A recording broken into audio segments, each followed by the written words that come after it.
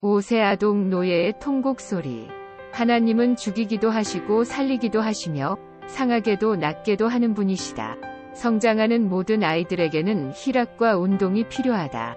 어느 날 나는 배고픔을 잊고 아이들과 들에 놀러나가 숨바꼭질을 하다가 내가 술래가 되어 눈을 감고 있었는데 갑자기 힘이 센 보육원 형들 몇 명이 합시해 나를 위험한 낭떠러지 언덕 절벽 밑으로 밀어버렸다.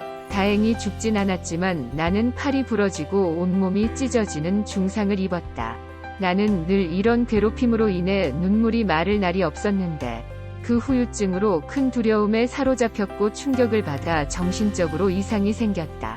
나는 밤이면 목류병으로 아무데서나 잠을 잤고 제정신이 아닌 이상한 아이로 병이 들어 돌아다니다가 잠을 자다 보면 제주도 모슬포 바다 근처나 공동묘지나 남의 집에서 누워 잠을 자며 원인 모르게 귀신 들린 사람처럼 여기저기 돌아다니고 있었다. 보육원에서는 내가 왜 그런지 물어보는 사람조차 없었고 관심을 갖는 사람도 없었다. 그 사건으로 인해 보상은커녕 속절없이 억울하게 당하며 치료조차 생각할 수 없는 위험한 성장기를 겪어야 했다. 어린아이라고 봐주는 법은 없고 그저 지옥 같은 현실을 이겨내야만 살아남으리라는 생각이 들었다. 한창 가족들의 사랑을 받으며 무럭무럭 자라야 하는 어린아이가 어두운 그림자가 되어 자라기도 전에 눈물 마를 날 없이 고단한 산마저도 내게 허락된 시간은 길지 않았다. 이유는 알 수 없지만 어느 날 나는 그 고아원을 떠나게 되었다. 소년이라도 피곤하며 곤비하여 장정이라도 넘어지며 자빠지되 오직 여호와를 앙망하는 자는 새 힘을 얻으리니 독수리가 날개 치며 올라감 같을 것이여. 5세 유년 시절에 나는 제주 모슬포, 우리나라 최남방 가파도에 있는 어떤 찐빵 가게를 운영하는 집에 수양아들로 보내졌다. 아마 철없는 아이는 빵집이라는 소리에 이제 배고픔은 면하겠지 하며 좋아했을 것이다. 그러나 배부르기보다는 도리어 더 심한 노동이 기다리고 있었다. 내 앞에 닥친 현실은 보육원에 있을 때보다 더 배고프고 5세 아이가 감당하기에는 너무나 가혹한 노동에 시달리는 것이었다. 행복하리라 꿈에 부풀었던 작은 찐빵 가게는 나에게 구사일생이 되었다.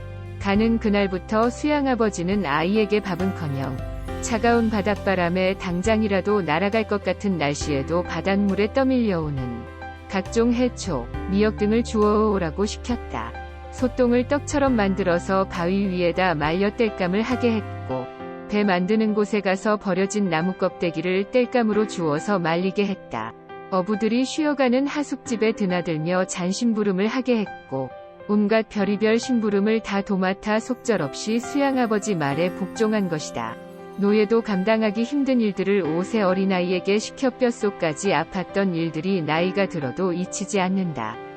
배가 너무 고파서 울고 있으면 재수 없게 왜 우느냐며 거꾸로 구덩이에 장아찌를 박았고 허리끈이나 부직갱이로 발과 머리와 눈을 사정없이 닥치는 대로 때렸다. 하루가 멀다 하고 주먹질을 해댔고 몽둥이로 사정없이 맞아서 코피가 터지고 온몸에 시퍼런 멍이 가실 날이 없었다. 아이는 그럴 때마다 심하게 놀라 경련을 일으켰고 경련이 잦아지다 보니 상태가 악화되어 고아원에 있을 때 생긴 목류병이 재발되었다. 밤에는 자주 악몽을 꾸었고 악몽 속에서 혼미함에 사로잡혀 바닷가나 공동묘지 등을 이리저리 돌아다니다 놀라서 퍼뜩 깨어보면 정말로 무서운 공동묘지나 위험한 바닷가 백사장에 나도 모르게 누워있곤 했다. 잠을 자다 영문도 모른 채 쫓겨나 배 만드는 바닷가 방파제에서 새우잠을 자며 잠시 밖에서 친구들과 놀다가 집에 돌아오면 수양아버지가 게으르다고 무턱대고 두들겨 패고 틈만 나면 일을 시키지 못해 안달하며 눈을 부라렸다.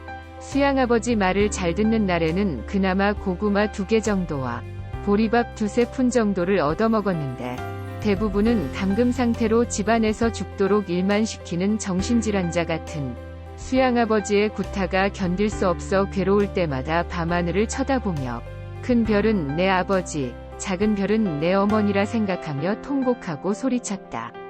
아버지, 어머니, 어디 계세요? 나는 부모님 사랑을 받고 살면 안 되는 아이인가요? 버린 자식을 왜 찾지도 않고 이토록 매만 맞고 살아야 하나요? 사랑은커녕 일만 해야 하고 배고파야 하나요? 하필이면 나쁜 수양아버지를 만나서 이렇게 죽도록 아파야만 하나요? 혹여 하늘에 계신다면 저 좀 제발 데려가 주세요. 수양아버지에게 매일 매맞고 아파해도 내 편이 되어줄 사람은 한 사람도 없어요. 왜 나만 이렇게 불행해야 하나요? 차라리 미군 부대에 보내주면 안 될까요? 미군들은 헬로, 초콜릿 기분이 하면 초콜릿도 줘요. 불쌍히 여기는 눈빛으로 가여워하는 미군들 품에 안기고 싶어요. 공중의 새를 보라심지도 않고 거두지도 않고 창고에 모이들이지도 아니하되 너희 천부께서 기르시나니 너희는 이것들보다 귀하지 아니하냐? 수양아버지는 동네 사람들에게 혹여 나쁜 소문이라도 날까봐 매사에 주의를 기울였다. 무더운 여름철에는 피멍이 보일까봐 늘 긴 소매 옷을 입혔고 내가 동네 사람들과 함께 있는 걸 무척 싫어했다. 아이는 극심한 공포에 떨며 매 순간 매를 들고 때리려는 수양아버지 눈치를 보며 심하게 맞았던 극심한 두려움의 공포에 사로잡혀 늘 불안하고 불행한 나날을 보내고 있었다. 아무런 생각도 할 겨를 없이 험난하고 고달픈 하루하루의 삶에 지쳐 어른이 된 지금도 그 사람 생각을 떠올리면 끔찍하다. 그 사람을 하나님 때문에 용서했지만 내 마음속에서 악몽 같았던 그 아픈 상처를 완전하게 털어내지는 못한 것 같다. 어쩌면 영원히 지워지지 않을지도 모른다.